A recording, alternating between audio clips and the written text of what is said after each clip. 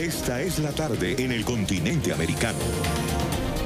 Cuando anochece en Europa y amanece en Asia, así cae la tarde en el continente americano y transcurre la noche y el amanecer en el resto del mundo. La tarde. ¿Qué tal? Buenas tardes, bienvenidos a la tarde de NTN 24. Gracias por acompañarnos. Las vías de comunicación están abiertas para ustedes, como siempre, a través de las cuentas de Twitter que ya conocen, @la tarde NTN 24, @NTN 24 y mi cuenta personal, @Joely Ramírez. Así es que reporte en sintonía. Comenzamos.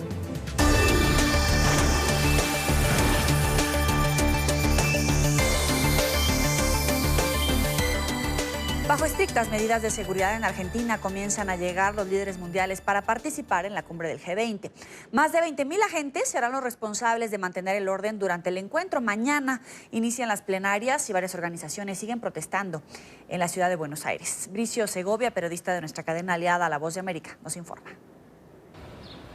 Pocas horas antes de aterrizar acá en la capital argentina, en Buenos Aires, el presidente estadounidense Donald Trump decidió cancelar una de las reuniones bilaterales más esperadas en el marco de la cumbre del G20. Se trata de la que tenía prevista con el presidente ruso Vladimir Putin. Una cumbre que está afectando a cómo se mueve la ciudad. De hecho, buena parte ya del tráfico está limitado. Esta carretera sumamente transitada, cada vez son menos los vehículos que están pasando por ella, y es que no es para menos porque la ciudad a partir de esta tarde va a quedar sumamente blindada, y de hecho más de 22.000 agentes de las fuerzas de seguridad, de todos los cuerpos de seguridad argentinos, van a estar desplegadas por la ciudad. También afecta al comercio. Buena parte de las tiendas ya han decidido cerrar sus puertas y así permanecerán durante el resto del fin de semana. De hecho, las autoridades argentinas han instado a las personas que viven en esta zona del centro a que abandonen sus viviendas, porque de lo contrario se van a quedar atrapadas, ya que numerosas calles de esta área van a estar bloqueadas durante el transcurso del G20. El transporte también está afectado. Esta es una entrada y salida de metro, del transporte subterráneo, que desde hace horas ya no ve ni entrar ni salir a ningún pasajero, porque se trata de una estación que no está funcionando con motivo también de este foro económico. Y por supuesto, esta calle, una de las más comerciales de la ciudad, por supuesto también una de las más transitadas. Estamos viendo cómo el flujo de personas cada vez es menor, y es que ya son muchos los que deciden evitar el centro de la ciudad para intentar sortear todos estos inconvenientes que vienen con el refuerzo de la seguridad de la capital argentina. De momento queda mucho por estar pendiente aquí en el G20. Este viernes tendrá lugar la reunión de líderes en la que participan los representantes de las 20 economías más grandes del mundo, y otro encuentro también esperado, el que mantendrá Donald Trump con su homólogo chino, con Xi Jinping, que esperan alcanzar un acuerdo para poner fin a la guerra arancelaria en la que están sumidos desde hace meses. Desde Buenos Aires, en Argentina, les informó Bricio Segovia de La Voz de América para NTN 24. Gracias, Bricio. Vamos a saludar ahora a Federico Gaón, licenciado en Relaciones Internacionales y director de Galat Intelligence. Gracias por estar con nosotros, como siempre, bienvenido. A ti, Joely, muchas gracias por tenerme en tu programa. Federico, para comenzar, ¿qué significa la cancelación que acaba de hacer el presidente Donald Trump de la reunión con su homólogo ruso Vladimir Putin, sobre todo en el día en el que su abogado ha dicho que le mintió al Senado? Bueno, es una muestra de poder, si se quiere, en el contexto de la política internacional, para expresar precisamente el disgusto de Estados Unidos frente a las acciones de Rusia en el mar de Crimea.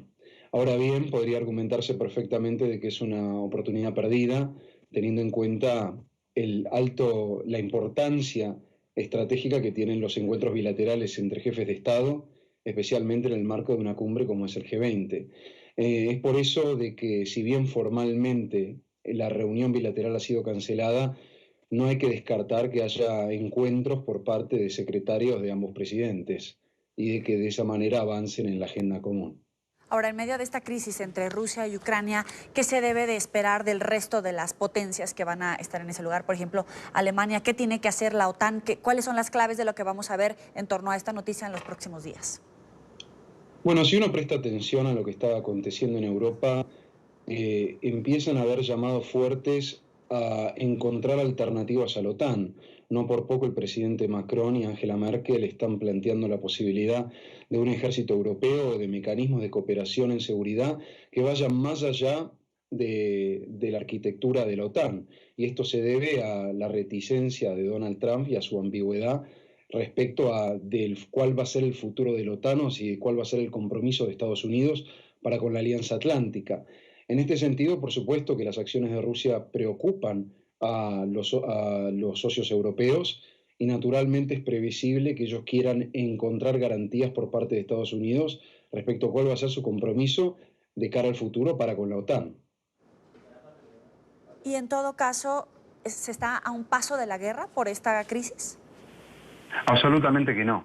Es uno de los tantos puntos álgidos que hemos vivido en la tensa relación entre Ucrania y Rusia en los últimos 4 años a partir de la guerra que se produjo allí, pero no, más allá de una retórica fuerte e intercambio de discursos enojados, no hay ningún riesgo de que esto pase a mayores y que haya algún tipo de hostilidad que ponga en riesgo la paz mundial. Ahora, esta cumbre del G20 podrá lograr ser el espacio para que exista el diálogo y rebajar la tensión entre China y Estados Unidos. Eso quedará por verse, pero bajo las circunstancias actuales se entiende que es muy difícil. Naturalmente que el tema arancelario entre Estados Unidos y China es lo que pone en velo al mundo, porque de eso dependen muchas economías y sobre todo la economía del país anfitrión. Pero si va a haber algún resultado inmediatamente, en el corto plazo, a partir de lo que se sucede en esta cumbre, eso es muy difícil, especialmente considerando que el presidente Trump ha demostrado ser imprevisible y de modo tal de que no podemos predecir exactamente lo que va a ocurrir. ¿Cuál sería el saldo mínimo a esperar de esta reunión entre ambos mandatarios? El saldo mínimo que uno podría esperar, yo creo que sería una hoja de ruta que plantee mecanismos para futuros encuentros a modo de aliviar las tensiones y tratar de encontrar una causa común. Si se encuentra algún resultado inmediato, yo lo veo difícil, pero si no, más bien de que ambos líderes presenten una foto en común, sonriendo, dándose la mano y explicando que seguirán trabajando para aliviar las tensiones entre los países. ¿Cuál será? Eso yo creo que es lo mínimo que podemos esperar. Ahora, ¿cuáles serán las claves del posicionamiento de las potencias mundiales respecto a la presencia del príncipe saudí? ¿Será que todos forman un frente para que haya una investigación o definitivamente el poder petrolero pues va a marcar el rumbo en la investigación, sobre todo respecto al asesinato del periodista Jamal Khashoggi? Bueno, como tú dices, es una excelente premisa porque hay una disonancia entre lo que puede ser la política doméstica de los países y lo que se dice hacia afuera y lo que realmente son los intereses duros de la política internacional. Naturalmente que la muerte del periodista ha generado muchísimas críticas en la sociedad civil, especialmente en Occidente, y los mandatarios de Europa y el presidente Trump tienen que responder por eso, pero está claro y es evidente que no van a sacrificar la relación con Riad a partir de este terrible y engorroso incidente con el periodista. Si bien ha habido voces que están llamando a poner el tema en la agenda con una voz muy fuerte, yo creo que va a terminar siendo un tema secundario que solamente va a ser tratado a los efectos de satisfacer las demandas domésticas de los respectivos países que quieren ver que sus líderes están comprometidos con la justicia. Pero más allá de algunas declaraciones, nada en concreto va a pasar y la relación con Riad, con los países europeos o Estados Unidos, se va a ver perjudicada. Pero más allá de la coyuntura del asesinato del periodista, Human Rights Watch ha acusado al príncipe de cometer crímenes de guerra en Yemen. ¿Este caso tampoco va a unir un frente de la comunidad internacional justamente por el poder petrolero de Arabia Saudí? No, lo que hizo Human Rights Watch de alguna manera es tratar de poner alguna traba para que el príncipe heredero saudita no visite Argentina por miedo a que, amparándose en legislación internacional, algún funcionario de la justicia argentina decida poner una orden de arresto preventivo en su contra o abrirle un expediente penal. Pero evidentemente ya las fuentes argentinas aclararon de que esto no va a suceder. En principio, para para presentar una demanda de esta envergadura se requiere una investigación previa que no se resuelve de la noche a la mañana, sino que lleva meses, sino años. Digamos que a ciencia cierta, Mohammed bin Salman está fuera de todo peligro y con completa certidumbre se puede decir de que su visita no será obstruida. Ahora, respecto al medio ambiente, ¿qué se puede esperar de esta cumbre?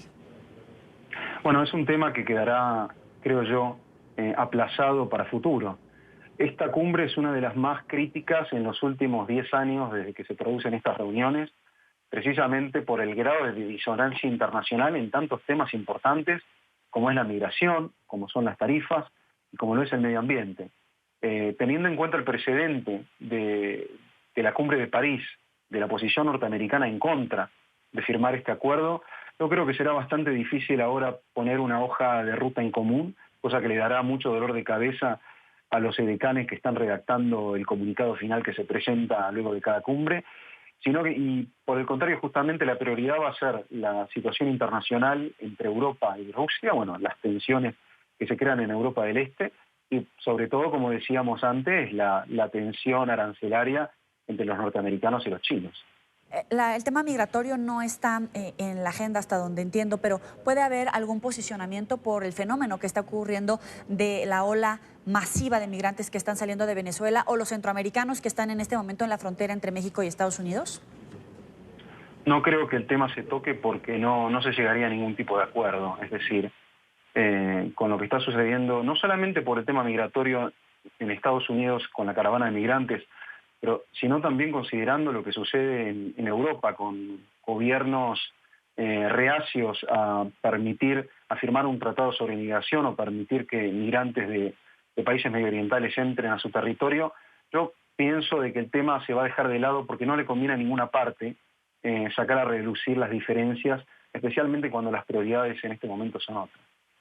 Para concluir entonces, ¿se puede esperar lo mínimo de esta cumbre? Porque decías que es una de las más críticas de los últimos 10 años, es decir, no va a salir más allá de un comunicado conjunto, incluso más reducido que el que se llevó a cabo en Hamburgo. Es posible, en efecto es posible. La cumbre se realiza año a año por cuestiones de agenda internacional y porque ya quedó seteado como un espacio de encuentro para discutir temas de la alta política, pero teniendo en cuenta tantas diferencias, es muy difícil que se logre un acuerdo productivo que haga que el mundo sea más multilateral, si se quiere, que la cooperación entre los países sea más eficiente. Lamentablemente para la Argentina, que tenía tantas expectativas de mostrarse como un país que está creciendo, abierto a los mercados y abierto a la cooperación multilateral, lamentablemente las circunstancias le quedan chicas y le queda grande y no podrá presentar muchos saberes en su causa.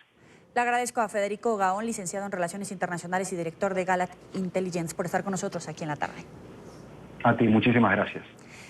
Hay una noticia de último minuto. El avión de Angela Merkel aterrizó en Colonia por un problema técnico cuando volaba justamente a la cumbre del G20 en Argentina. Va a trasladarse a otro avión a fin de continuar su vuelo de 15 horas hacia el país sudamericano. Avanzamos en otros temas que hacen parte de la agenda informativa del día.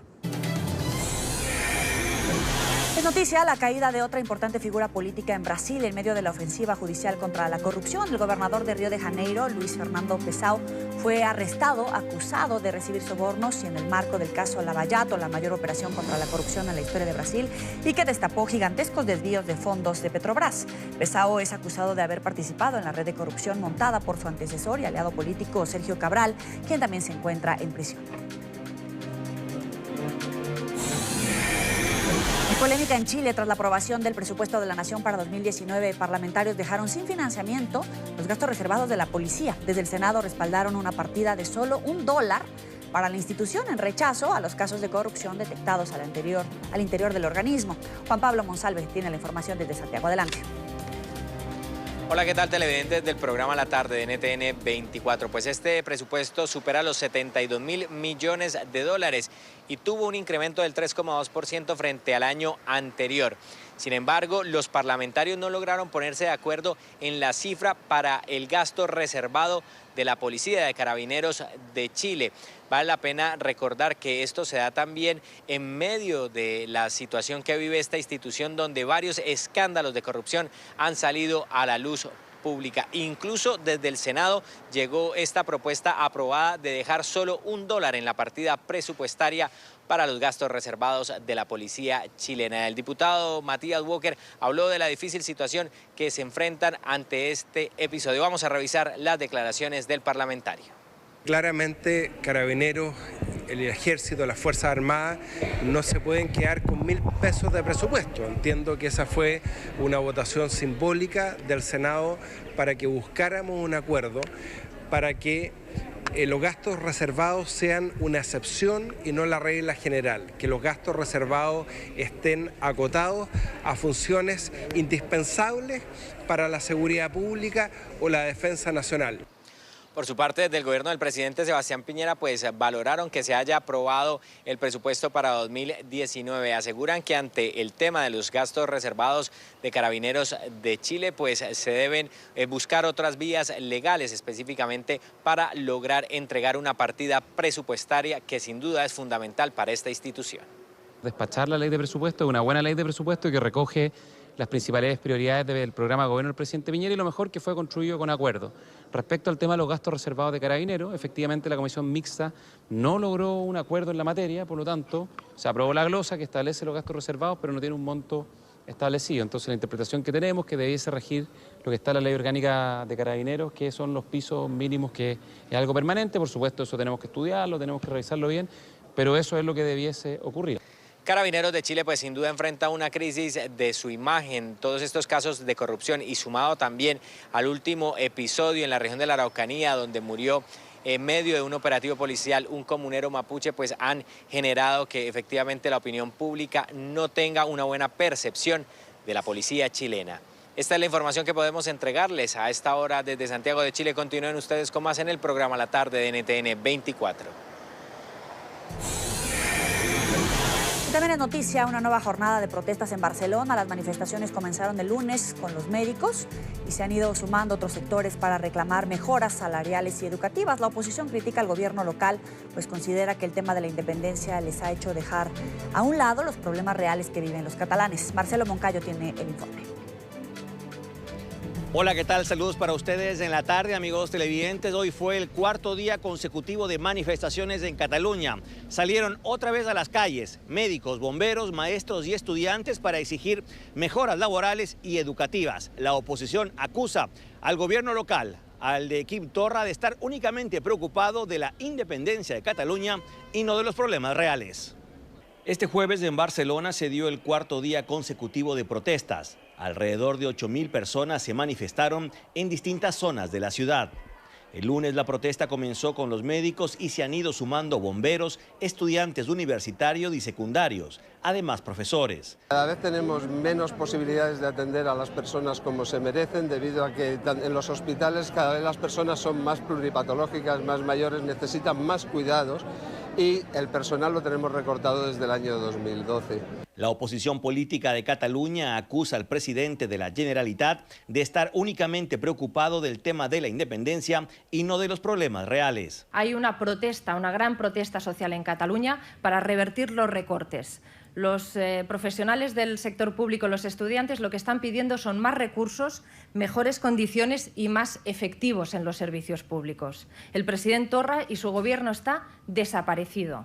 Desatiende todos los problemas reales y se centra en otros que nada tienen que ver con las preocupaciones reales de los catalanes. De su parte, algunos líderes separatistas han reclamado a los manifestantes que se estén preocupando por temas distintos a la independencia, pues según ellos, ese es su objetivo principal. Televidentes de la tarde, y se espera que en las próximas concentraciones que se darán en los próximos días también se sumen a ellas los mozos de escuadra, es decir, los policías locales. Este es el informe para la tarde. Marcelo Moncayo, NTN 24, Madrid. Es noticia el presidente ecuatoriano Lenín Moreno, quien ha sido calificado como el tercer mejor gobernante de América Latina. Así lo revela la encuesta de aprobación presidencial realizada por Ipsos Public Affairs. Según el estudio, Moreno tiene 59% de aprobación entre los líderes de opinión que participaron en el estudio, mientras que 27% desaprueba su desempeño. Analistas aseguran que una de las razones por las que Moreno ha conseguido esa imagen internacional es su lucha contra la corrupción. Este estudio se conoce en medio de las más recientes crisis de su administración tras la vinculación de su vicepresidenta Alejandra Vicuña en un escándalo de sobornos. Uno de sus ex asesores la acusa de haberle solicitado depósitos constantes en su cuenta personal para mantenerse en el cargo cuando ella aún ejercía como asambleísta por el partido Alianza País. Moreno ha asegurado que no pretende actuar como juez y que hay que dejar que la justicia independiente haga su trabajo.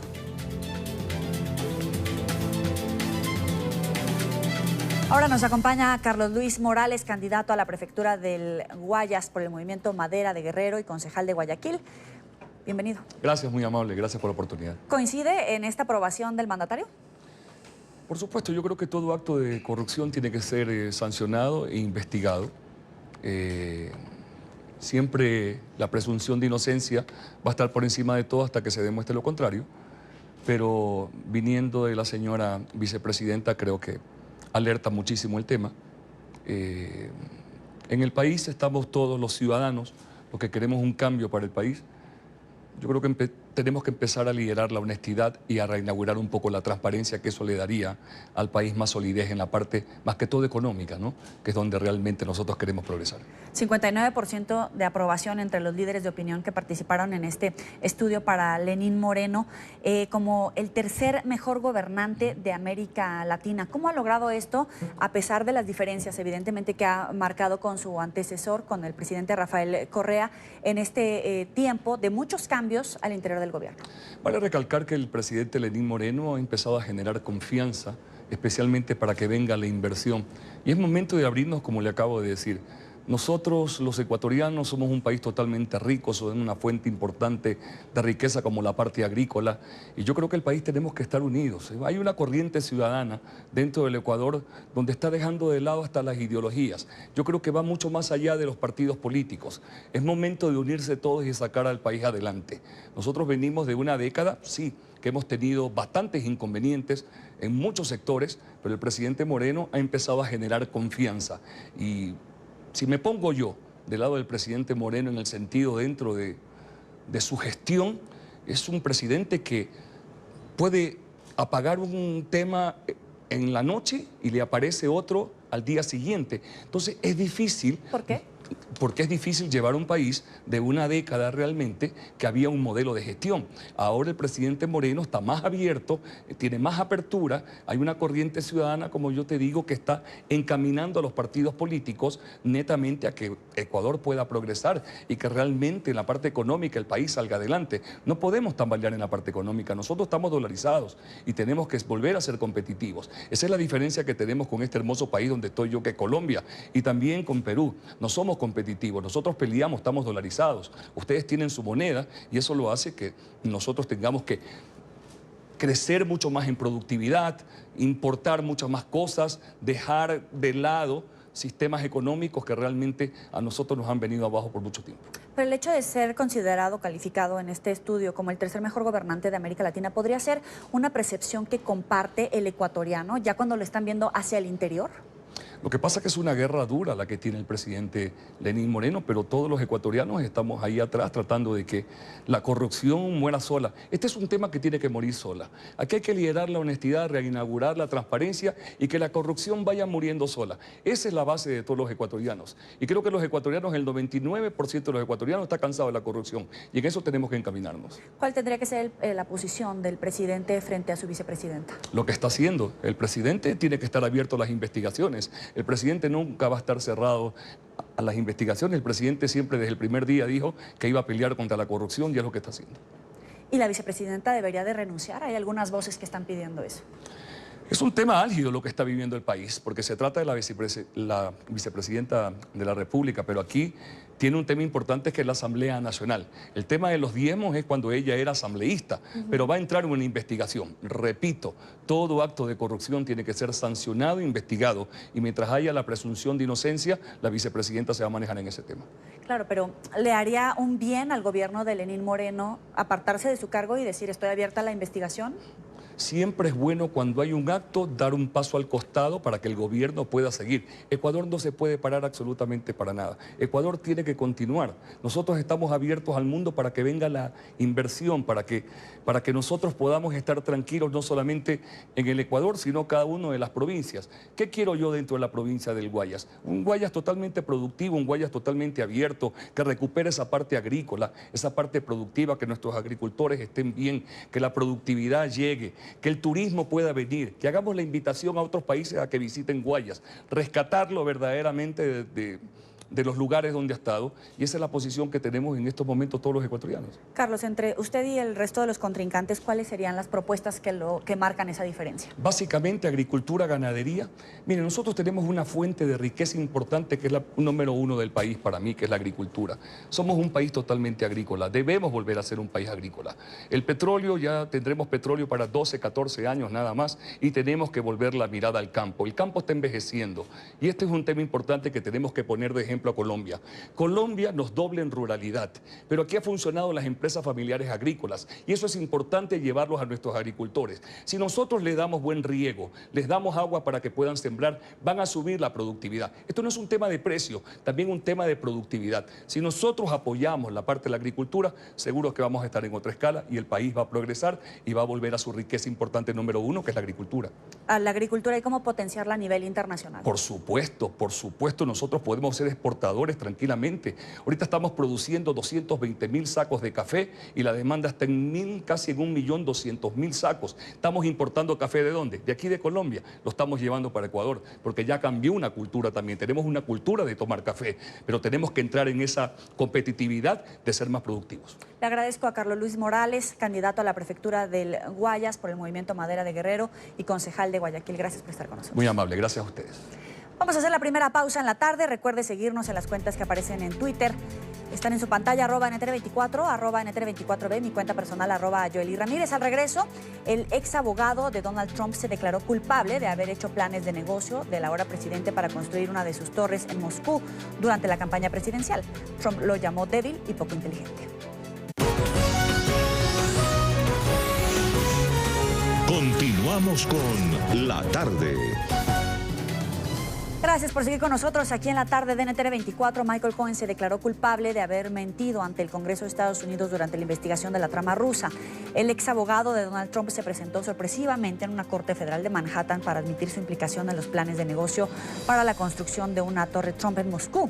Esto durante la campaña presidencial. Antes de partir hacia Argentina, donde asistirá a la cumbre del G20, el presidente Donald Trump ofreció declaraciones a la prensa y calificó a Cohen como un hombre débil y una persona no muy inteligente, y eso que era su abogado. En Nueva York, Alejandro Rincón tiene la información. Adelante, Alejandro. Hola a todos, nos conectamos con ustedes esta tarde desde el exterior del Tribunal Federal de Manhattan, en donde en la mañana de este jueves quedó abierto un nuevo capítulo dentro de la denominada trama rusa por cuenta de la explosiva e imprevista declaración de culpabilidad por parte de Michael Cohen, ex abogado del presidente Donald Trump. El consejero especial Robert Mueller, encargado de la investigación de la trama rusa, acusa a Cohen de haber entregado 3 falsos testimonios al Comité de Inteligencia del Senado de los Estados Unidos. El primero de ellos sobre el momento cuando se prevía poner fin a un proyecto de construcción de una torre Trump en Moscú. El segundo falso testimonio sobre las conversaciones que Cohen tuvo con Trump a propósito de este proyecto, y tercero, la respuesta de Rusia a este proceso de negociación. Una explosiva admisión de culpabilidad que sorprendió al presidente minutos antes de abordar el Air Force One con destino a la Argentina, donde se prevé que participe de la cumbre del G20. Esto fue lo que tuvo que decir Trump minutos antes de partir de la Unión Americana. Vean. Michael Cohen lo que está haciendo es que él fue condenado. Habrá que ponerlo en términos legales, pero él fue condenado y le dieron una sentencia bastante larga por cosas que no estaban relacionadas con la organización Trump.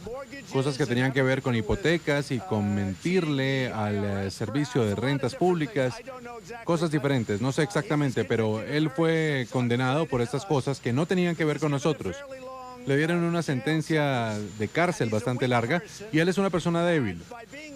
Y por ser débil, contrariamente a otras personas que ven, él es una persona débil y lo que está tratando de hacer es obtener una sentencia reducida. Está mintiendo sobre un proyecto del cual todo el mundo sabía. Fuimos abiertos al respecto. Estábamos pensando en construir un edificio. De alguna forma creo que es una opción, no sé exactamente cómo se llama, pero yo decidí finalmente no hacerlo. Y no hubiera habido nada malo si lo hiciera. Ese era mi negocio. Entonces él está mintiendo simplemente para obtener una sentencia reducida. En 2016, Trump aseguró no tener ningún interés económico o de negocios en Rusia, pero la declaración de culpabilidad de Michael Cohen pone un manto de duda sobre esas declaraciones. Es la primera vez que ante una corte, en este caso ante la justicia encargada de la investigación de la trama rusa, se mencionan abierta y directamente los negocios privados de Trump como parte de todo este proceso de indagatoria. Es incluso una declaración que seguramente pudiera llegar a tener un rol dentro del establecimiento de la verdad detrás de lo que se cree son los vínculos verdaderos de Rusia con la campaña presidencial que llevó a Trump a la Casa Blanca. Todo el mundo sabe que hace como unos 6 meses, 7, 8, 9 meses atrás dijo que era un hombre honesto, buena persona, era abogado de él por 10 años, pregúntale a él sabe lo que está sucediendo. Ahora quiere denunciar lo que ha dicho, los juramentos, la culpabilidad y la declaración de culpabilidad bajo juramento en frente de 2 jueces federales, pero esta vez con Mueller, que quiere decir que el enlace se le están poniendo bastante apretado la soga que tiene el señor Trump. Esto lo que le da vida adicional al caso en contra de Trump, de haber tenido enlaces, vínculos a diferentes fuentes rusas, ¿no? Está por verse cuál es el efecto de esta declaración de culpabilidad de parte de Michael Cohen. Sin embargo, también hay otras preguntas apremiantes. Entre ellas, por ejemplo, ¿contradice Michael Cohen con esta declaración de culpabilidad las respuestas que entregó Trump recientemente de forma escrita al consejero especial Robert Mueller a propósito de sus negocios con Rusia? Si esa versión de Michael Cohen, su declaración de culpabilidad, llega a ser corroborada y en esos testimonios hay contradicciones entre lo que dice Trump y lo que asegura Cohen, eso llegaría a significar a futuro, por ejemplo, que Trump ha incurrido en falsedad en testimonio. Claro. Es todo lo que tenemos para ustedes por ahora. Continúen con más en la tarde.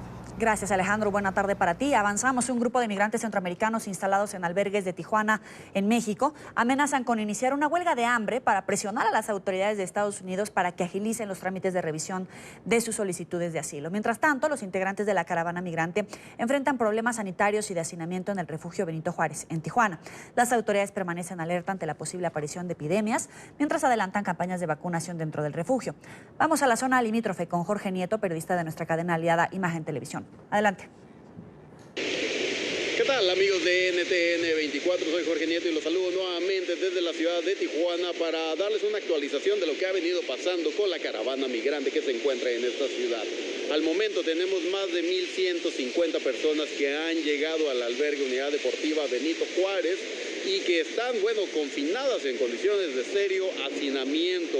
El gobierno de la ciudad ha anunciado que se habilitará un segundo albergue para despresurizar el primero y se le dará prioridad a mujeres y niños, ya que este será un albergue techado, con lo que se busca mejorar las condiciones en las que están pasando estas personas. Por otra parte, un grupo de 25 mujeres y 25 hombres dieron a conocer que iniciarán una huelga de hambre, una huelga de hambre para tratar de presionar a las autoridades estadounidenses y que sus solicitudes de asilo político sean procesadas de manera más rápida, ya que actualmente, tendrían que estar esperando para ser escuchados por una autoridad estadounidense poco más de 2 meses.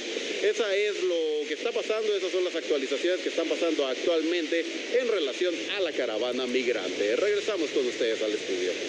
Gracias por esa información desde Tijuana, en Baja California, en la zona fronteriza con Estados Unidos. Ayer hablábamos de esta decisión del gobierno de México, del presidente Enrique Peña Nieto y de Luis Videgaray de otorgar la orden del Águila Azteca a Jared Kushner, el yerno y asesor del presidente Donald Trump, una situación que ha desatado polémica en México porque esta distinción se le otorga es la máxima distinción que se le otorga a extranjeros por labores que hayan hecho a favor de México o de la humanidad.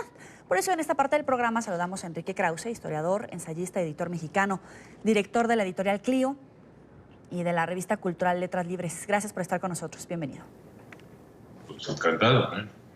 Quiero preguntarle, usted decía en su cuenta de Twitter que darle esta condecoración del Águila Azteca a Jared Kushner es un acto supremo de humillación y cobardía. ¿Por qué? A Jared Kushner, al yerno de Donald Trump.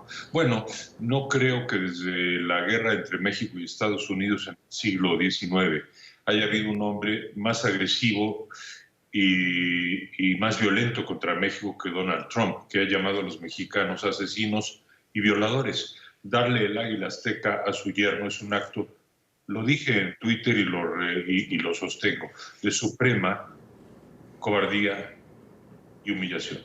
El presidente Trump ha insistido en querer construir un muro fronterizo para aislar a su país, para marcar una división física territorial entre unos y otros. No solamente estoy hablando de los mexicanos, sino para que cualquier persona de cualquier nacionalidad que llegue a esa zona fronteriza se tope con este muro. Apenas el fin de semana utilizó gases lacrimógenos para dispersar a migrantes que estaban del lado mexicano.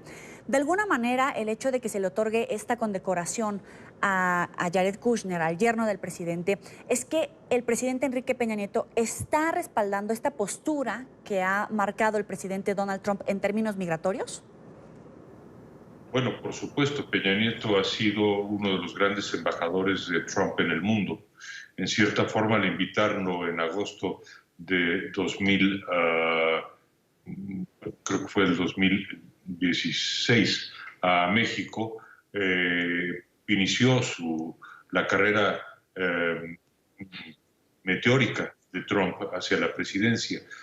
Yo creo que cerrar con esta invitación, a pesar de tantos agravios, incluidos los que usted dice contra los mexicanos, y de todo el daño que se ha hecho dentro de Estados Unidos a la población cuyo pecado a los ojos de Trump es tener la piel morena, es un acto, repito, de suprema humillación y de cobardía. Siempre he pensado que a los tiranos en la historia, desde siempre, lo que hay que hacer es enfrentarlos con dignidad, no humillarse frente a ellos, no tratar de apaciguarlos. Lo sigo pensando. El gobierno mexicano le ha otorgado esta distinción, según lo que han dicho, para agradecerles, para destacar la labor que ha hecho Jared Kushner en la renegociación del tratado comercial entre Estados Unidos, México y Canadá. Yo le pregunto, ¿quién es Jared Kushner, tanto para Videgaray como para Peña Nieto, o qué intereses hay detrás de esta distinción para otorgársela? No tengo idea y francamente no me interesa. Creo que no solo de pan vive el hombre, y aunque es muy importante el Tratado de Libre Comercio, y qué bueno que se firmó, y supongo que el señor Kushner tuvo alguna injerencia o mucha en tranquilizar a su enloquecido suegro en torno a este tema, no era en todo caso para darle las gracias, pero no para darle la máxima distinción que el Estado mexicano otorga. Espero que el nuevo gobierno, el de Andrés Manuel López Obrador, y el nuevo secretario, el nuevo canciller, Marcelo Ebrard, marquen una actitud de mayor dignidad. De negociación sí, de flexibilidad sí, pero siempre de dignidad. Aprovechando que usted está poniendo el tema sobre la mesa, el próximo 1 de diciembre, el próximo sábado, el presidente Andrés Manuel López Obrador y Marcelo Ebrard ya asumen su posición como presidente y como secretario de Relaciones Exteriores. En términos de migración y en términos de la relación comercial entre México y Estados Unidos, porque es la mayor, la más importante para México, ¿qué se debe de esperar del nuevo gobierno? Si usted se refiere a la relación entre México y Estados Unidos, Por supuesto que yo celebro que se haya firmado el Tratado de Libre Comercio, que entrará en vigor con otro nombre, y que seguirá permitiendo una fluida y dinámica relación comercial entre los dos países, aunque uno nunca sabe con Donald Trump qué es lo que puede esperar o qué puede pasar. A mí lo que me importa mucho es lo que usted ahora toca, que es el tema humano, el tema del sufrimiento y la zozobra concreta de los mexicanos y de los centroamericanos. Estados Unidos se aísla como una fortaleza y considera que la caravana de migrantes que llegó a la frontera es como si fuera un ejército invasor, y así lo trata. Ese acto de crueldad es uno más en una serie vergonzosa, terrible diría yo, no escatimo adjetivos, de desprecio a, repito, a todos los latinos, pero en particular a los mexicanos. Imaginemos un niño mexicano, hijo de inmigrantes, legales o no, en un parque público en Estados Unidos o en una escuela. ¿Qué es lo que está ocurriendo con esos mexicanos, con esos niños? ¿Cómo duermen en la zozobra de saber que a lo mejor sus padres van a ser deportados, o a lo mejor sus padres no van a poder enviarlos a la escuela el día siguiente?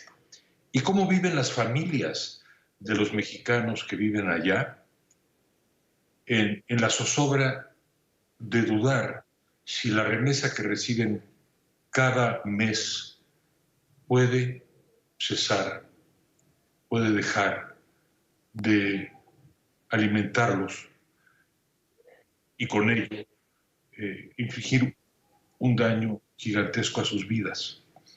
Esa dimensión humana es la que a mí me preocupa. Esa dimensión humana tiene que estar presente en la diplomacia mexicana.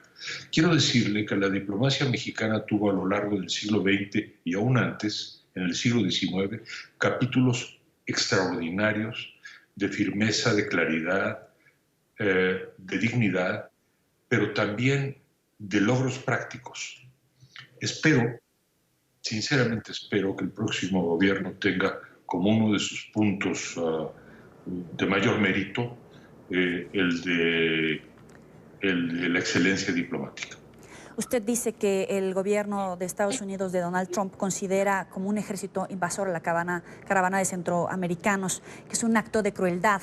Y usted, ya que toca el tema, se me viene a la cabeza el siguiente planteamiento. Dice que la diplomacia mexicana debe tener una dimensión humana respecto a cómo trata a los migrantes, tanto los que recibe como los que expulsa. Y yo le pregunto, en medio de esta ola migratoria de venezolanos, de centroamericanos, como humanidad y como gobiernos, ¿nos estamos quedando cortos? Mire usted, lo que puedo decirle es que no es comparable con todo su dramatismo el caso venezolano al caso de los migrantes que buscan llegar a Estados Unidos a través de México. El caso de Venezuela es el caso de la destrucción sistemática de un país por parte de un gobierno populista y despótico que comenzó con Hugo Chávez y ha seguido con Nicolás Maduro. La crisis humanitaria que se vive dentro en Venezuela y que ha provocado esas olas migratorias, no de decenas de miles, de millones de personas, no tiene precedente en la historia de nuestro país.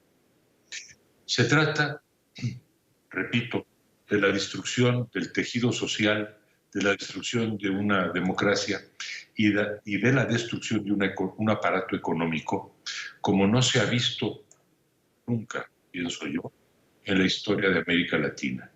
No está fallando la humanidad.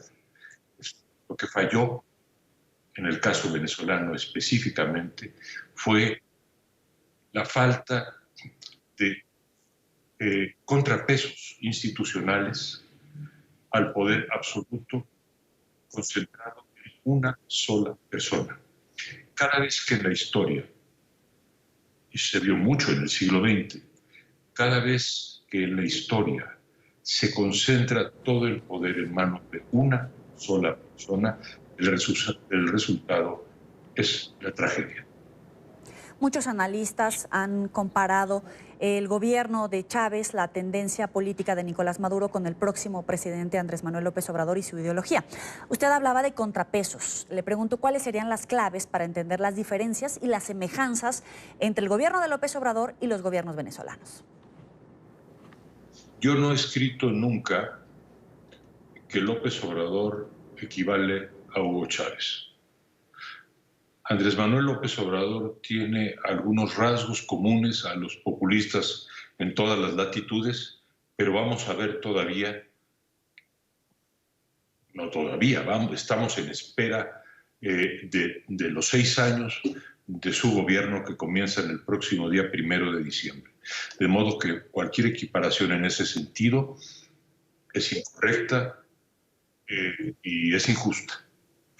Por supuesto que espero fervientemente que respete las leyes, las instituciones y sobre todo las libertades de la República Mexicana. De modo que me niego, digamos, a hacer esa comparación. Por otro lado, Venezuela no es México. Venezuela ha sido un país petrolero.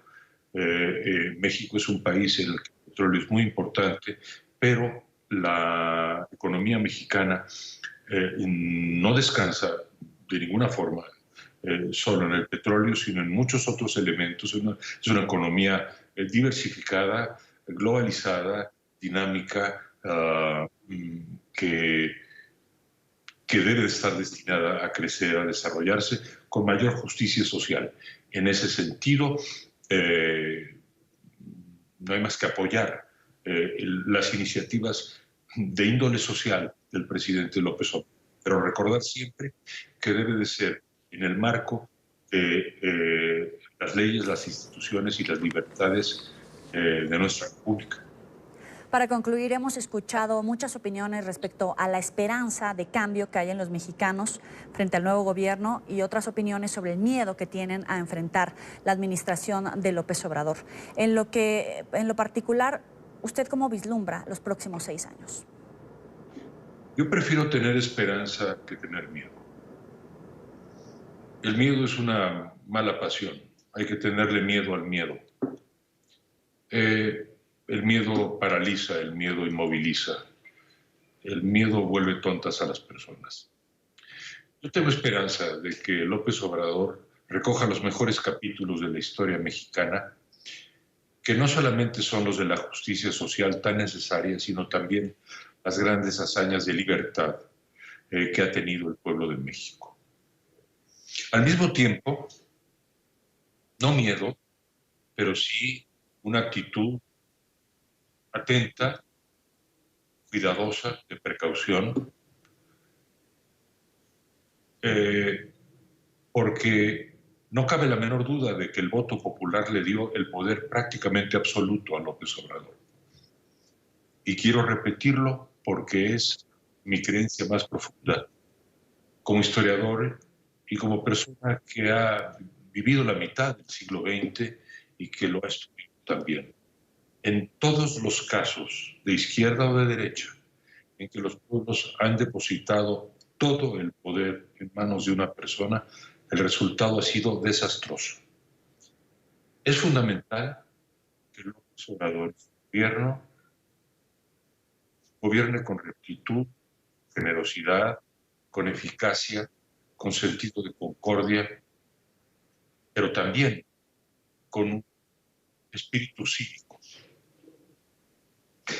Y es fundamental, lo dijo el gran legislador estadounidense James Madison, el gobierno de López Obrador, además de gobernar bien, aprenda la segunda regla del buen gobierno: gobernarse a sí mismo.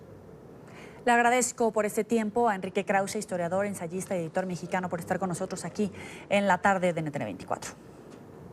Encantado de estar con ustedes.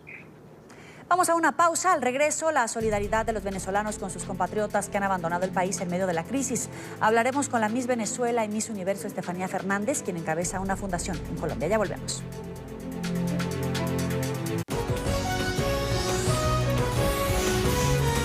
Continuamos con La Tarde. Ahora hablamos del drama del éxodo venezolano. Por miles se cuentan los ciudadanos que en distintos países del mundo buscan una oportunidad de trabajo y, por supuesto, de vida, luego de huir de la crisis bajo el régimen de Nicolás Maduro. Las muestras de solidaridad no se hacen esperar. Son también muchos los venezolanos que ayudan a sus compatriotas a través de fundaciones, colaboración, logística y de manera económica para quienes en muchos casos solo una maleta y unas pocas pertenencias cruzan fronteras anhelando una estabilidad para ellos y para sus hijos. Una de las personalidades sociales que hace parte de los que adelantan esta actividad altruista es la Miss Venezuela 2008 y Miss Universo 2009, Estefanía Fernández. La exreina trabaja con la Fundación Cadena, atendiendo la crisis humanitaria en la frontera entre Colombia y Venezuela. Y señala que es muy doloroso ver esta situación de los que conforman la diáspora. También agradece a Colombia por la ayuda que brinda a los venezolanos. Y justamente aquí en el estudio está Estefanía Fernández, Miss Venezuela 2008, Miss Universo 2009. Estefanía, bienvenida, buena tarde. Muchas gracias por la invitación. Te partió el corazón, supongo, estar en la frontera y ver a los venezolanos en esa situación. Es muy duro, pero doy las gracias de poder ser embajadora de una fundación como Cadena, que tiene una labor loable en este tema. Pronto vamos a tener una próxima misión, si Dios quiere, el 11 de diciembre, donde será completamente distinta. Arrancará desde Cúcuta, Pamplona y el Páramo de Berlín. Tendremos puntos de hidratación, puntos de higiene personal, hay un punto de nutrición también para los venezolanos. Estamos recaudando donativos en el Colegio Colombo Hebreo de chaquetas, zapatos, porque como bien muchos saben, pues el venezolano se enfrenta a esta travesía sin saber muy bien a qué se enfrenta, a qué condiciones se enfrentan. Entonces, yo hace poco estuve con Cadena en una misión donde fue en las fronteras, donde fue en Arauca, fue totalmente distinta. Fue muy dura porque conoces los casos de primera mano. Muchas de las personas nos contaban, nos daban sus testimonios, y muchos de sus testimonios eran: yo era profesor de Derecho en Venezuela y me tocó venirme porque estoy buscando una mejor calidad de vida, estoy buscando un trabajo, tengo mi familia en Venezuela, tengo meses sin verlos, estoy trabajando en el campo, en la ganadería, cosas que nunca he aprendido, y te hablan llorando, muy agradecidos con Colombia, pero al mismo tiempo obviamente la tristeza de la razón por la que se fueron de su país y dejar a su familia a un lado es duro. Yo como venezolana, obviamente, en estas misiones pues me toca muchísimo, me tarda recuperarme. Yo soy una persona muy sentimental y me duele ver a mi gente en la situación en la que estamos pasando, pero al mismo tiempo veo optimismo, veo las ganas de trabajar, veo el entusiasmo del venezolano de hacer las cosas bien.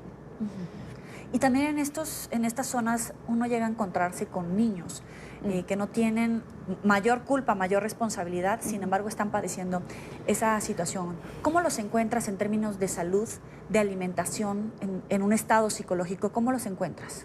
De hecho, Cadena tiene como los libros de resiliencia para estos niños. Obviamente recuerdo a uno de ellos contarme que si iba al colegio o no iba al colegio. Y decían: no, yo no voy al colegio porque mis padres no tienen cómo mandarme al colegio acá.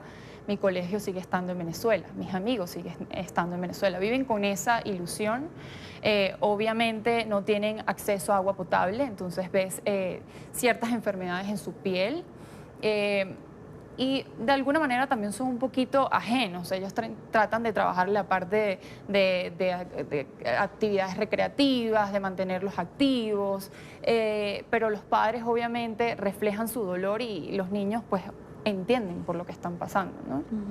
Ahora, el gobierno de Nicolás Maduro dice que muchos de los migrantes salen con los bolsillos llenos de dólares. Y en tu caso, o en mi caso, vemos gente que, si bien es profesionista, que tiene una carrera, que tenía una estabilidad, ha tenido que dejar lo poco o mucho que tenía y enfrentarse al hambre, al frío, a la lluvia, a la desprotección.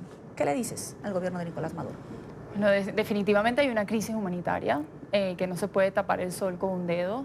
A nosotros nos encantaría poder entrar a nuestro país y ayudar en una manera humanitaria a nuestro país, llevando medicamentos, dándole oportunidades también al venezolano que aún sigue adentro de nuestro país. Todo el mundo sabe por lo que estamos pasando los venezolanos. Creo que en este momento estamos como que la parte más optimista de las fundaciones, tratando de llevar lo mejor de nosotros y tratando de también reflejar ese venezolano que sigue trabajando y sigue poniendo el nombre de Venezuela en alto.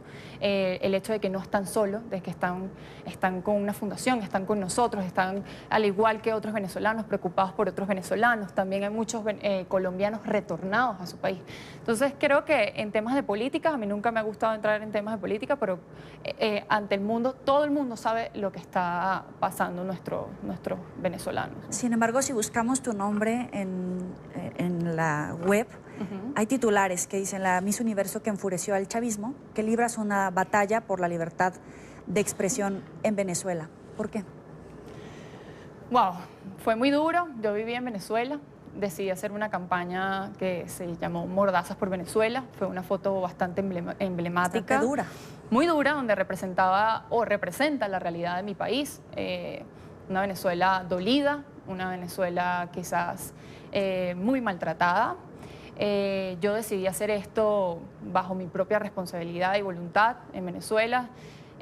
No sabía que esto llevaría a cosas mayores. Me dieron un título por ayuda humanitaria, la revista Yodona, el diario El Mundo, en España, por representar a Venezuela de esa manera. Y yo siempre estudiaba comunicación social, era estudiante también, no me parecía justo lo que pasaba en mi país, no poder expresarte libremente, tener estos canales para denunciar lo que está pasando en nuestro país. Me sentía triste en mi casa, oprimida de cierta forma, y por eso en ese momento decidí tomar una decisión mucho más radical, más fuerte ante mi posición política como tal. Pero incluso algunos te llegaron a calificar como traidora de la patria. ¿Por qué nos hace falta empatía? Tú te quitaste la corona, te la metiste en el bolsillo y trataste de ponerte en los zapatos de los menos favorecidos. ¿Por qué es tan violenta esta respuesta para calificarte de traidora de la patria? Yo creo que les molesta, simplemente les molesta cuando una persona tiene la libertad de expresarse, de decir la verdad de alguna u otra manera. Creo que les molestó muchísimo. En esa época no se veía quizás figuras públicas tomando una posición tan radical como yo lo hice. Pero yo no me arrepiento de absolutamente nada. Todos los días cuando me despierto y me veo al espejo supe que hice lo correcto, me siento tranquila y siento que ahora desde este lado podemos ayudar más a nuestros hermanos, podemos seguir aportando y siempre sacando la parte más positiva de nuestra gente. Pero no está peor la situación porque ahora hay perseguidos políticos. Claro. Obviamente presos. La situación empeora cada día. En Venezuela se consigue cada día menos medicamentos, no hay comida, no hay seguridad. Todos los días es peor la situación, obviamente. ¿Piensas regresar a Venezuela? Me encantaría, me encantaría. Tengo mucha gente que amo en Venezuela. Es el país que me lo dio todo, el país por el cual yo estoy muy agradecida y amaría volver a mi país. ¿Y qué te detiene? Me detiene porque justamente cuando yo tomé esta posición política tan radical, y quizás esto yo no lo he hablado abiertamente, en ese momento me cancelaron todos mis contratos con las marcas en las cuales yo era imagen en Venezuela, porque no se debía hablar de política, porque no se debía tomar una posición política radical. Y bueno, yo creo que en este momento ya estoy en una etapa de mi vida muy distinta, estoy casada, pienso en una familia, pienso en la seguridad de mi familia también y pienso en que tengo que trabajar, yo tengo que ayudar y a veces siento que ayudando desde afuera se puede mucho más que desde adentro. Entonces estás en una especie de exilio por pensar. Sí. ¿Y cómo te hace sentir eso? Dolor, porque nadie se quiere ir de su país de esa manera. Todos soñamos con vivir en su país, con tener a tus padres a tu lado, ver crecer a tus sobrinos. Muchos venezolanos están pasando por eso. Todos estamos muy dispersos en nuestra familia. Sin embargo, estás agarrando ese dolor y lo estás convirtiendo en algo bueno. ¿Qué le dices a la gente para que salga de esa zona de confort, salga de estar cruzados de brazos y decir, bueno, esto es lo que está pasando y cada vez está peor? Pero entonces, ¿qué hacer con ese dolor, con esa frustración, para transformarlo en ayuda a los venezolanos que están fuera de su país, pero también a los que están adentro? Claro que sí, que sigan a las fundaciones, que estén pendientes, porque hay muchísima gente haciendo cosas maravillosas. Muchas veces no estamos informados, no sabemos cómo ayudar.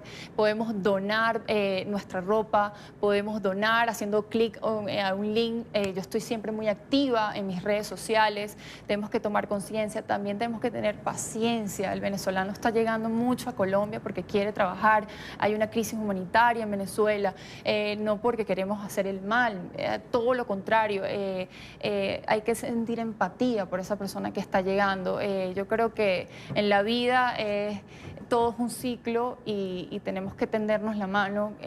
Yo siempre he creído que no deberían existir fronteras entre nosotros, que todos somos hermanos y que, bueno, hoy por mí, mañana por ti, y que hay que sentir esa empatía cada día más. Oye, me parece muy curioso. Fuiste Miss Universo 2009. Pero hoy por hoy Donald Trump tiene una campaña política, una política migratoria bastante dura contra los migrantes. Ya no estás en ese papel de representar a la belleza del mundo, pero ahora puedes ser vocera de los migrantes, porque incluso tú mismo estás padeciendo esa situación. Así es. ¿Qué decirle a los líderes del mundo aprovechando este micrófono abierto que tienes? Lo mismo que te acabé de decir ahorita, hay que crear más empatía, hay que entender la situación de la gente, hay que ponerse en los zapatos de ellos, hay que entender por qué ellos se quieren ir de su país, porque quieren mejorar su calidad de vida, qué crisis tienen esos otros países, por qué razón esa gente se está yendo, ¿no? Y yo creo que hay que abrirnos mucho más, crear muchísima más empatía, entender a la gente y ponerse un ratico en los zapatos del otro. Yo que lo he vivido de cerca con la fundación, con las misiones, he entendido muchísimo más el dolor de la gente y el por qué la gente sale de su zona de confort, por así decirlo, de su hogar, de su familia, por tratar de buscar mejores condiciones. Le agradecemos a Estefanía Fernández por estar con nosotros aquí en la tarde. Gracias por la oportunidad. Avanzamos. Hace minutos, los 59 ciudadanos colombianos detenidos desde 2016 en Venezuela fueron imputados por terrorismo, asociación para delinquir y falsificación de documentos, en un proceso plagado de irregularidades, y 2 años después de su arresto se realizó una audiencia de presentación sin presencia de sus abogados defensores. Este caso ha sido denunciado por la ONG Foro Penal Venezolana ante la ONU.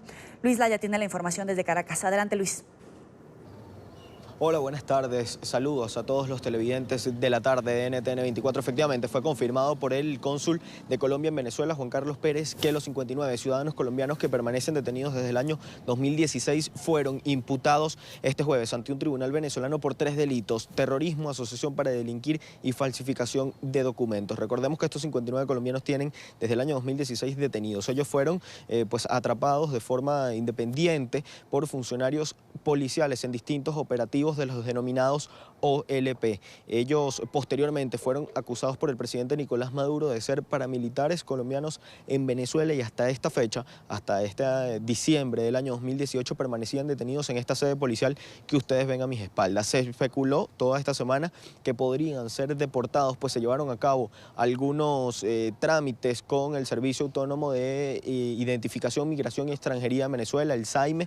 Se realizaron también pues algunas labores con el Ministerio Público, y sin embargo este jueves todo culminó en que el tribunal que lleva la causa, el tribunal ante el cual fueron presentados, se trasladó hasta esta sede policial, se reunió con ellos y pues les habría anunciado el Ministerio Público la imputación por estos 3 cargos que antes les mencionaba. El propio cónsul y su equipo jurídico, así como abogados del Foro Penal Venezolano, se apersonaron, no pudieron ingresar sino hasta luego de que saliera el tribunal y el Ministerio Público, y cuando ingresaron pues les fue anunciada esta situación. Hoy jueves será día de visita y familiares de estos detenidos fueron informados desde la mañana que no habría tal visita por esta situación que se estaba dando. Todos, según nos pudieron indicar de forma extraoficial y off the record, nos señalaban que ellos esperaban una deportación, era lo que les habían indicado. Sin embargo, esta fue la conclusión. Fueron imputados por estos 3 delitos ante un tribunal venezolano por parte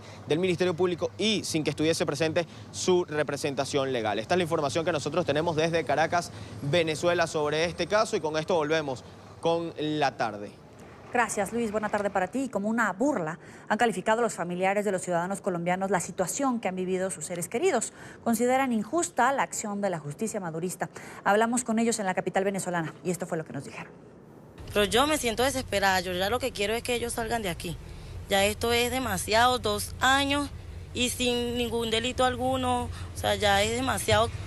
Nosotros pedimos es la libertad de ellos. Porque sin delito, solamente por no tener papeles, 2 años presos, eso no es posible. Hay mucha gente delincuente que está en la calle y sin agarrarla están libres y hacen lo que les da la gana. Ellos, ¿por qué? O sea, yo pido respuesta, ¿por qué tanto tiempo? O sea, ya basta, hasta aquí. Y el uso de la justicia madurista para proclamarse ganador de una elección estudiantil en Venezuela. La polarización divide también a los estudiantes universitarios que en este momento están defendiendo lo expresado en las urnas de la Universidad de Carabobo. Esto en el centro del país, donde este mes hubo comicios para definir el gobierno y cogobierno de la Casa de Estudios. Se trata de la disputa de la presidencia de la Federación de Centros Universitarios, que fue ganada con votos por un alumno que no se alinea con las ideas del régimen. En medio de la jornada hubo incidentes de violencia. Grupos oficialistas sabotearon el proceso y esta semana el Tribunal Supremo de Justicia, a través de la sala electoral, ordenó dar la victoria a la estudiante oficialista. El ya juramentado presidente de la FCU, Marlon Díaz, respaldado por el voto mayoritario, ya se encuentra ejerciendo las funciones. Las autoridades académicas aseguran que la intromisión del TSJ va en contra de la democracia, esto en el campus. Le doy la bienvenida a Marlon Díaz, presidente de la Federación de Centros Universitarios de la Universidad de Carabobo. Gracias por estar con nosotros. Bienvenido. Muchísimas gracias, Edania, y un gran saludo a toda la comunidad colombiana y a todos los venezolanos, hermanos de la patria que se encuentran hoy en día fuera de nuestras fronteras. ¿Vas a acatar la sentencia del TSJ? Bueno, efectivamente ayer me pronuncié al respecto y lo que hicimos fue romper la sentencia del Tribunal Supremo de Justicia porque desconocemos dicha sentencia que intenta pasar por encima de la voluntad estudiantil que fue expresada este 14 de noviembre, más allá de los disparos, más allá de las bombas lacrimógenas, más allá de las armas de guerra que habían en el recinto universitario por parte de grupos oficialistas. Los estudiantes vencimos a ese terror que fue intentado someter a la Universidad de Carabobo bajo un régimen de violencia, y nosotros allí defendimos con votos, defendimos nuestra voluntad, defendimos la autonomía universitaria y con las actas en mano podemos decir que presidimos la Federación de Centros Universitarios. Hoy las actas en mano ratifican la voluntad estudiantil de este 14 de noviembre. A ello lo que lo ratifica es una sentencia de un Tribunal Supremo de Justicia que actúa de manera rápida para unas cosas, pero actúa de manera lenta para otras cosas. Quiero recordarle a la comunidad internacional que este mismo Tribunal Supremo de Justicia es el que lleva 2 años y 10 meses sin pronunciarse con respecto a la elección de diputados de la Asamblea Nacional, por lo cual la Asamblea Nacional se encuentra en desacato y apenas duró 2 semanas para pronunciarse en unas elecciones estudiantiles que no tienen ningún tipo de vinculación con el Tribunal Supremo de Justicia, ya que estas elecciones no se encuentran amparadas bajo la ley de universidades, sino que son unas elecciones de carácter gremial que se hacen en virtud de un consenso entre los estudiantes bajo un reglamento electoral estudiantil redactado por estudiantes y no tienen nada que ver ni siquiera con el Consejo Universitario de nuestra Casa de Estudios. ¿A qué atribuyes el golpe chavista al liderazgo universitario? Bien, esto es algo que nosotros no esperábamos. La sentencia del Tribunal Supremo de Justicia no nos sorprende para nada. Estamos preparados para asumir la posición que estamos asumiendo, ya que el gobierno nacional, cuando no gana, arrebata, y eso fue lo que nos demostró. Y no es nada más Marlon Díaz, es la Universidad de Carabobo en general, es la Universidad de Carabobo la que se encuentra amenazada hoy en día con un conato de intervención por parte del gobierno nacional. Debemos recordar que la Universidad de Carabobo es una de las 5 universidades autónomas del país que toma sus propias decisiones autónomas porque no deja que el gobierno nacional influya en sus decisiones. Y hoy el gobierno nacional, ante esto, ya que la Universidad Venezolana ha sido un bastión de democracia, ha sido un bastión de autonomía, ha sido un bastión de luchas sociales dentro de nuestro país, hoy quieren pasar por encima de nuestra universidad e intentar imponer una candidatura que no obtuvo la mayoría de votos precisamente para empezar un plan piloto que se pueda replicar en el resto de universidades del país, en el resto de universidades autónomas, para empezar este plan de intervención a todas nuestras universidades y empezar a cambiar este pensamiento libre que se encuentra en nuestras universidades. Intento directo de acabar con este liderazgo, de esta libertad de los universitarios por parte del gobierno de Nicolás Maduro?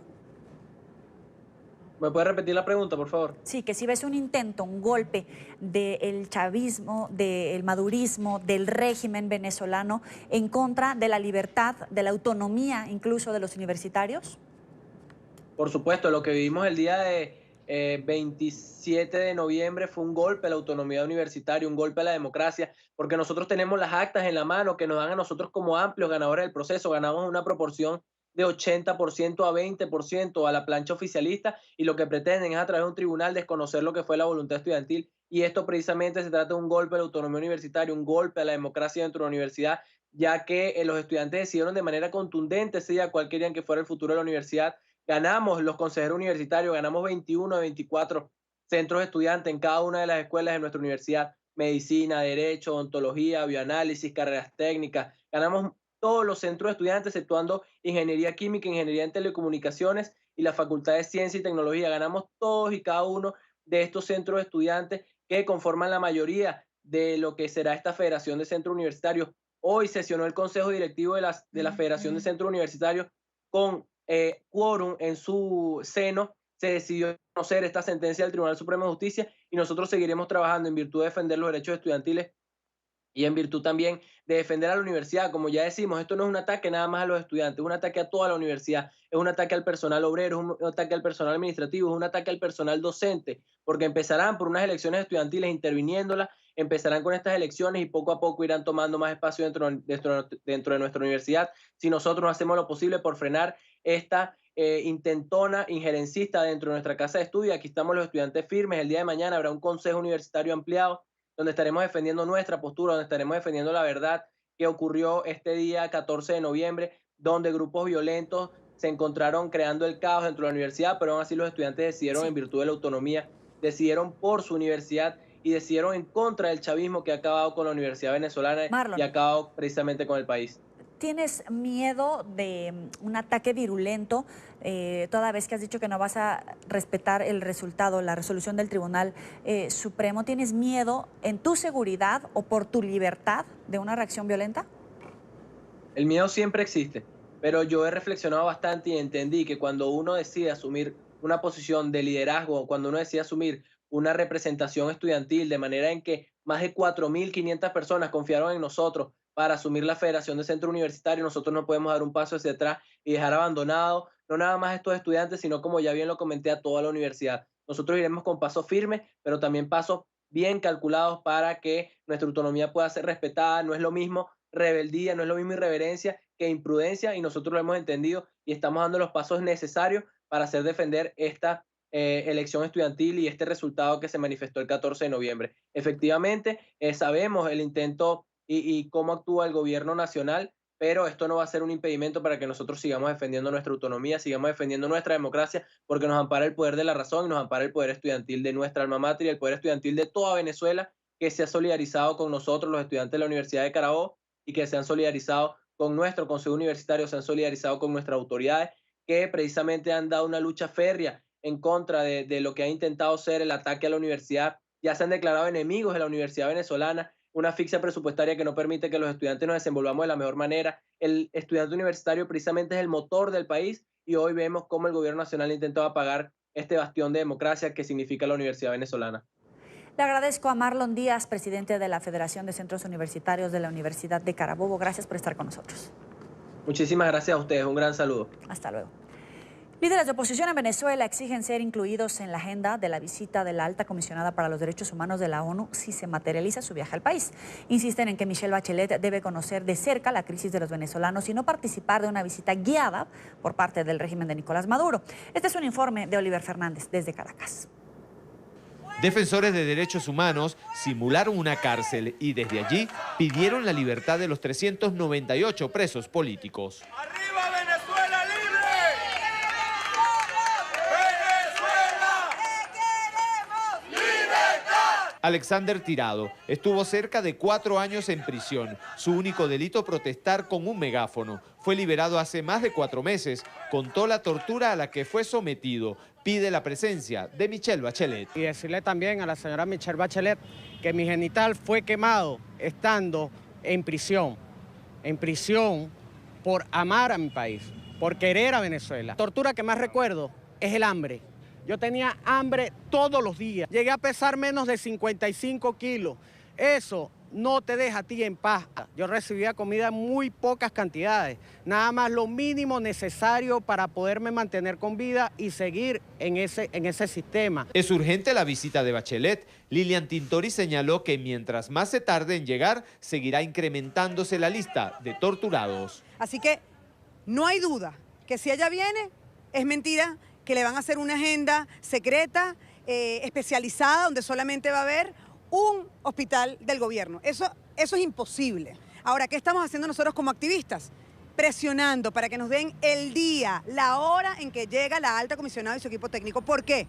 Porque nosotros queremos conocer esa agenda y nosotros tenemos que ser parte de esa agenda. Los abogados que defienden a los presos políticos exigen la desaparición de cárceles como La Tumba y explican las razones. Este es un sitio en donde, como ya ustedes conocen, todo es blanco, hay temperaturas gélidas, es muy pequeño, la luz prendida a las 24 horas del día, pues hace que las personas vayan perdiendo su capacidad sensorial y esto ataca a la psiquis de todos los detenidos, buscando, por supuesto, como lo digo, una forma de tortura pasiva en donde no los tocan, pero la lesión es en su mente. El dirigente político Andrés Velázquez indicó que ante la tortura y la crisis humanitaria, los venezolanos no pueden quedarse de brazos cruzados. Es que la población no puede ser indiferente, no puede resignarse a vivir en medio de esta tragedia social, tener claro que el próximo 10 de enero no es que Maduro pierda legitimidad, sino que tiene que dejar de ser reconocido presidente. Un total de 398 personas se encuentran tras las rejas en Venezuela por razones políticas. Para las distintas organizaciones no gubernamentales es necesario que Michelle Bachelet visite cada una de las cárceles donde se encuentran recluidas. Es la información que manejamos desde Caracas. Continúen con más de la tarde de NTN 24. Último minuto. NTN 24. Mucha atención, un último minuto, ya es oficial, la final de la Copa Libertadores será en el Estadio Santiago Bernabéu de Madrid. La Confederación Sudamericana de Fútbol tomó la decisión luego de la violencia desatada el fin de semana pasado. Esta final se llevará a cabo el próximo 9 de diciembre. Ya hay fecha y lugar para esta polémica final del fútbol.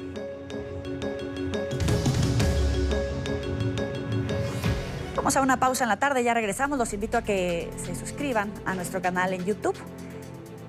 Allí podrán encontrar todo el contenido multimedia, nuestras entrevistas, reportajes y la señal en vivo. Recuerden conectarse www.youtube.com/NTN24. Continuamos con La Tarde. Gracias por seguir con nosotros en la tarde. Contra viento y marea y desconociendo los resultados de un referendo, el presidente de Bolivia, Morales, inscribió oficialmente su precandidatura a la reelección para los comicios de 2019. Morales, junto con su fórmula vicepresidencial, Álvaro García Linera, asistieron al Tribunal Supremo Electoral acompañados de cientos de seguidores y algunos miembros del actual gabinete. La dupla del Movimiento al Socialismo se presenta por cuarta vez a un proceso electoral y pese a los resultados del referendo del 2016 en el que los bolivianos rechazaron una nueva postulación de Morales, el Tribunal Constitucional le dio vía libre en un fallo emitido en 2017. Las elecciones primarias están fijadas para el 27 de enero del 2019. Estamos acá para registrar nuestra participación en las elecciones primarias. Estamos convencidos con esa militancia, con ese pueblo que ha decidido seguir cambiando Bolivia mediante una revolución democrática y cultural, que el 27 de enero del próximo año, casi segurísimo, será una paliza a la derecha. Está con nosotros Ilia Fortún, columnista y analista político. Gracias por estar con nosotros. Bienvenido. Buenas tardes, Joely. Muchísimas gracias. Al presidente Morales ya no le importa lo que digan los bolivianos porque en el referendo le dijeron no a la reelección. Evidentemente al presidente Morales parece no importarle la voz del soberano, la voz de los bolivianos en las urnas. Tampoco parece importarles el legado histórico que teóricamente debería reconocérsele al presidente de Bolivia, y ha decidido dar este paso definitivo que significa una seria amenaza para el sistema democrático boliviano.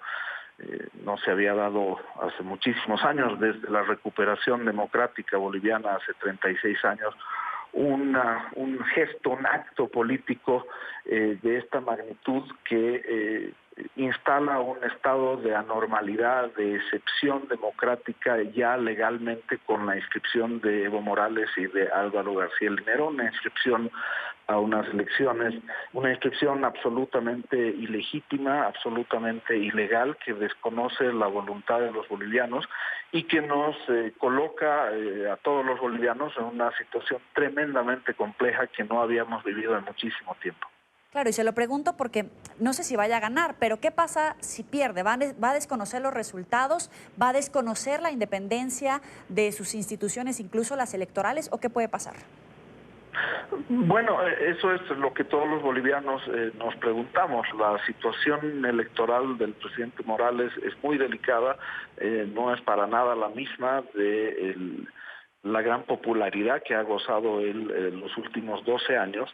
La reacción de la gente en Bolivia a esta agresión terrible al sistema democrático ha sido muy dura, y obviamente en el país todos nos preguntamos si es que van a reconocer el eventual resultado adverso. Hay que recordar, Joely, que en Bolivia la independencia de poderes no existe hace mucho tiempo. El presidente Morales ha copado, es un gobierno hegemónico que ha copado el sistema judicial, el sistema legislativo, es decir, todo está bajo control de un régimen que parece seguir un guión, un libreto regional parecido al de Venezuela, al de Cuba, al de Nicaragua, en el cual más bien todo está en duda. Lo más probable es que el presidente Morales pierda en las próximas elecciones. Eso es lo que indican los estudios de opinión, eso es lo que indican las encuestas. No sé si el presidente está consciente de eso, pero parece haber dado este salto al vacío que pone en juego no solamente el sistema democrático boliviano, sino pone en juego todo su legado político y su legado histórico. Es decir, es una decisión tremendamente dura que muchos bolivianos se resistían a creer en alguna medida a que lo hiciera realmente, pero bueno, todo se confirma, y las posibilidades y los riesgos de un fraude electoral flotan en el ambiente boliviano, y se teme un mes de alta intensidad política en la medida en que la ciudadanía ha decidido resistir esta medida que no tiene ningún tipo de sustento político, ¿no? Pero hay una democracia, una oposición organizada, es suficientemente fuerte para derrocarlo en las urnas y hacer una transición democrática, institucional a una nueva presidencia en Bolivia. Sí, actualmente, anoche justamente se han definido la inscripción de las candidaturas, tanto oficialistas como de oposición. Las encuestas y los análisis demográficos indican que el expresidente Mesa, Carlos Mesa, lidera las encuestas y está en posibilidades de una victoria bastante holgada en segunda vuelta, sobre todo. No ha habido una candidatura única, no ha habido el mismo proceso político que en Venezuela, por ejemplo. Existe un gran desprestigio de todo el sistema político tradicional, y el electorado se ha volcado en su preferencia a la figura del expresidente Carlos Mesa, que es visto como un no político, como un actor fresco en la política boliviana, y es él quien está capitalizando, digamos, todo el descontento y planteándole una vía de transición democrática al electorado boliviano. Claro, es muy difícil pensar que un gobierno como el de Evo Morales que ha desconocido una elección completa, un referéndum en el cual ha perdido nítidamente, pueda estar dispuesto a asumir los resultados probablemente adversos de una elección. Esa es la gran duda que los bolivianos tienen. De todas maneras, cualquier intento del presidente Morales de desconocer, de inhabilitar candidatos de oposición, desconocer resultados o optar por vías poco ortodoxas como asambleas constituyentes, cualquier vía que pueda intentar aplazar las elecciones, suspender las elecciones, inhabilitar candidatos, se prevé que va a tener una fuertísima reacción social. Creo que la tensión que se había acumulado en la ciudadanía y en el electorado boliviano a partir de este desconocimiento del referéndum se ha traducido en una fuerte expectativa electoral alrededor de la candidatura del expresidente Carlos Mesa, y cualquier intento del presidente Morales de patear el tablero, como se dice habitualmente, va a ser, se prevé que va a ser tremendamente resistida por la ciudadanía boliviana. Estamos entrando en una etapa de alta tensión política y de anormalidad democrática. ¿El Estado de Derecho, las instituciones son suficientemente fuertes para que Bolivia siga siendo una democracia o ya estamos fuera de lugar? No, ha habido un retroceso y un deterioro significativo de la democracia en Bolivia. Este ha sido un proceso progresivo de los últimos 6 o 7 años en el cual el presidente Morales ha ido descuidando las formas en realidad, y esto en los últimos 2 años ya se ha convertido en un régimen abiertamente autoritario. No sé si es una dictadura todavía, pero obviamente es un régimen autoritario que desconoce la independencia de poderes, que desconoce el voto de la gente y que se pone más duro cada vez, ¿no? Es una situación tremendamente compleja. A los bolivianos nos ha puesto en un brete en el cual debemos decidir entre democracia y autoritarismo, entre Estado de Derecho y hegemonía política, y en principio esto se va a definir en las urnas. ¿Pero podría llegar a la situación que se está viviendo en Venezuela o en Nicaragua? El libreto del gobierno de Evo Morales parece responder a ese mismo guión subregional de los gobiernos que acabas de mencionar. El tema es que la historia política, la tradición política, la cultura política boliviana no es la misma ni que en Venezuela ni que en Nicaragua.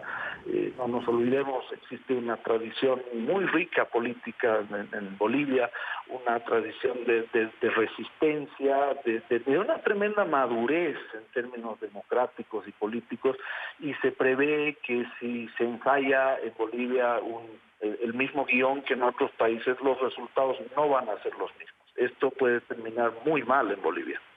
Es Ilia Fortún, columnista y analista político. Gracias por estar con nosotros. Muchísimas gracias, Joely. Hasta luego. Vamos a la última pausa comercial y volvemos con más. 7:56 en Buenos Aires, Argentina. En este momento está llegando el presidente chino Xi Jinping a esta cumbre de las 20 potencias mundiales, la cumbre del G20. Hay que recordar que en el transcurso del día han llegado sus homólogos de Francia, de Brasil, de Sudáfrica, de México. También ha llegado ya el príncipe saudí. El líder chino tiene una importante reunión privada que va a sostener con el presidente de los Estados Unidos, Donald Trump, en medio de esta crisis de los aranceles, de la guerra comercial entre estas dos potencias mundiales que aglutinan alrededor del 40% del comercio mundial. China y Estados Unidos se preparan para esta reunión privada. El G20 está a punto de comenzar. Mañana NTN 24 los invita a la transmisión de esta reunión de las 20 economías más pujantes del mundo. Así llegamos al final de la tarde. Recuerden seguirnos también en Instagram, en NTN 24 y mi cuenta personal, @joelyramirez.journalist. Gracias por estar con nosotros. Pásala bien.